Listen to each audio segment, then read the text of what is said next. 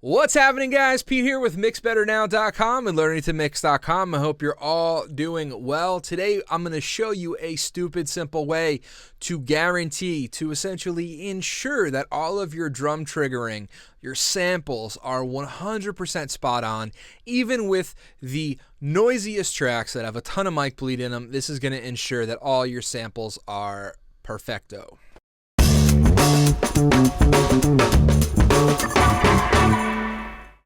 All right, gang, so we got a session open here.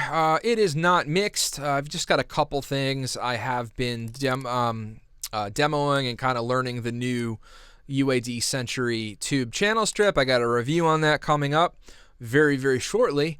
But as you can see, there's really nothing on here. I've got the virtual mix rack on all the tracks, only have the virtual console collection up, and then I'm using the trim tool for a little bit of quick and easy gain staging. Let me go ahead and play the drums for you. This is just from the second verse.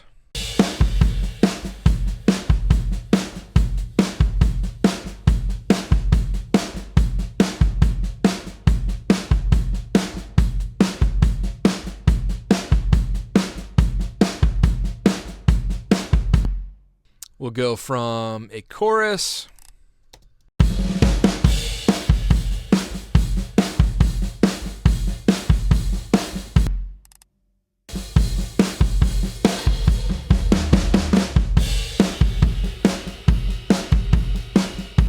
All right, so you guys get the flavor of what we're working with. Now, personally, the way that I like to set up my drum sample tracks is I like to duplicate the kick in or the kick out and the snare top. So for my kick sample, I like to blend a 100% of the sample in with 100% of the acoustic kick. I know there's blend knobs on all the different sampling platforms, so you could definitely put something on your kick bus or your snare bus and go, and then work that way, and that's fine. I'm just telling you how I do this. Now, typically I will either use Slate Trigger or Addictive Trigger 2. Now, the reason I like to use Addictive Trigger 2 a lot of the times is because they have samples that are indigenous to the Addictive Drums platform, so you basically have to use Addictive Drums and Addictive Trigger to access these samples. Now, I know it's easy to isolate mic bleed when you're using a program such as this, or if you're using Slate Trigger, and there's always a dozen different ways to skin a cat, right?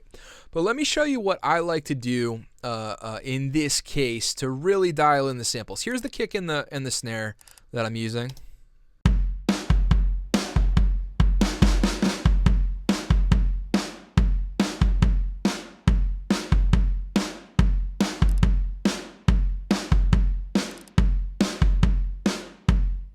So I'm using a 22-inch Ludwig kick, and for the snare, I have an old Tama brass shell. Just go back to the verse. Okay, so as you can hear, it's nice and tight. I have everything isolated really well, and very simply put, how I do this is I use a gate first in the chain here. So my favorite gate in the world is the FabFilter Pro G. It's absolutely fantastic. And what I like to do is I like to squeeze the living daylights. I like to gate basically the crap out of the kick and the snare so that I'm really only hearing blips. If I was going to use these as drum sounds, not with samples, it would sound terrible. But all I needed to do is to open the gate quick enough to just let a little noise through, and then I want it to clamp down on it as fast as possible. This is what it sounds like with the samples bypassed.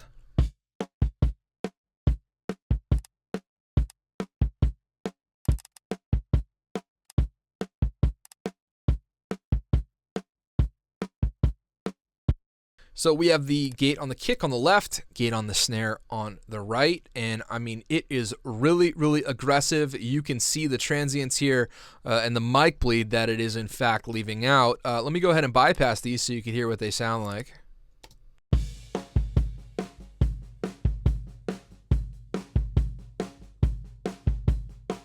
Now, they're not the noisiest mics in the world, okay? They actually sound pretty good. Here is the acoustic kick and snare bus.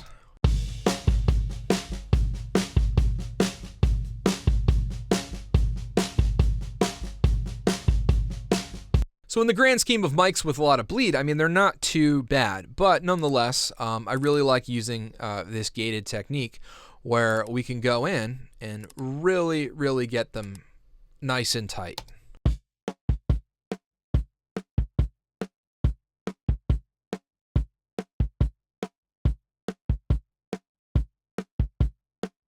So now what that does in turn is then when the trigger program, whichever one you're using, be it this or Slate Trigger, it now is only seeing those little blips that are essentially being let through.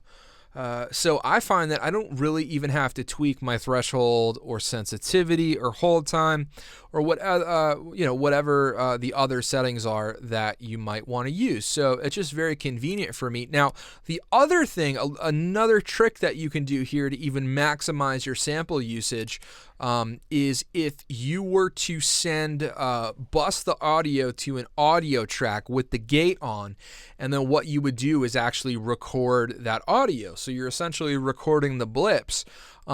What you can then do is, now in Studio One, you can go audio to MIDI, which is really cool. But if you don't work in a DAW where you can do that, you can use something like Melodyne, and you can convert that from audio to MIDI. You can drag the MIDI back in, and then you can use something even like Superior Drummer or Easy Drummer or oh gosh, I'm trying to think of other drum programs. The drum stuff that comes with Native Instruments, you know what I mean? So there's definitely a lot of ways that we can use heavy gating, kind of getting these blip sounds out, in which you can sort of activate different types of drum software to use as samples to blend in with your kits. So give it a try. Pull up a gate the snot out of it literally, and then put something afterwards and see how you like it. All right, guys, that's it for me. My name is Pete with mixbetternow.com. If you haven't grabbed your free audio swag bag already, click that link below. Got lots of free stuff for you. Free multi-track sessions, free mix templates, free drum samples, reverb impulse responses, all kinds of goodies, so check it out. Thanks again for watching, guys. I really appreciate it. I hope you all have a fantastic day, and I will catch you next time.